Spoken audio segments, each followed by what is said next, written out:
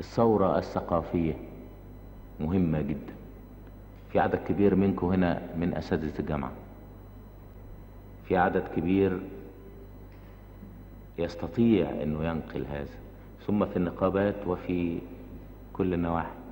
الثورة الثقافية هي أساس الثورة السياسية وأساس الثورة الاجتماعية.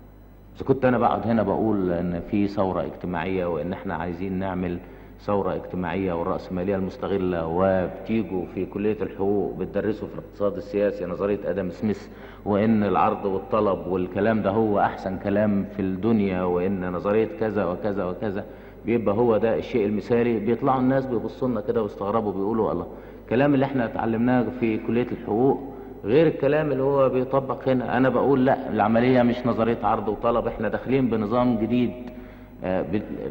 لازم علشان تبقى فيه ثورة ثقافية لازم احنا نألف.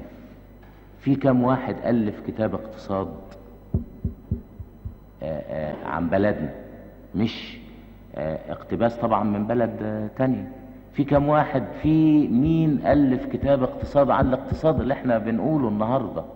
وهذا ممكن هم اما نألف هذا الكتاب بنقول ان احنا عملنا نظرية، لكن اما نجيب كتاب من على الأنظمة الاقتصادية المعروفة والأنظمة الاقتصادية المقارنة والأنظمة الاقتصادية المعاصرة، آلاف الكتب موجودة، ما نقدرش نقول ان احنا عملنا نظرية ويا جمال عبد الناصر اعمل لنا نظرية. انا لن استطيع ان اعمل نظرية، انتوا اللي عليكم تعملوا نظرية، المثقفين هم اللي عليهم يعملوا النظرية. يوم ما الاقي في كتاب اقتصاد طالع عن ايه الاقتصاد بتاعنا وايه التجربة بتاعتنا وايه اللي يجب ان يحصل فيها، بشعر ان هذا الكتاب هو جزء كبير من النظرية، وان احنا فعلا ابتدينا نرسه.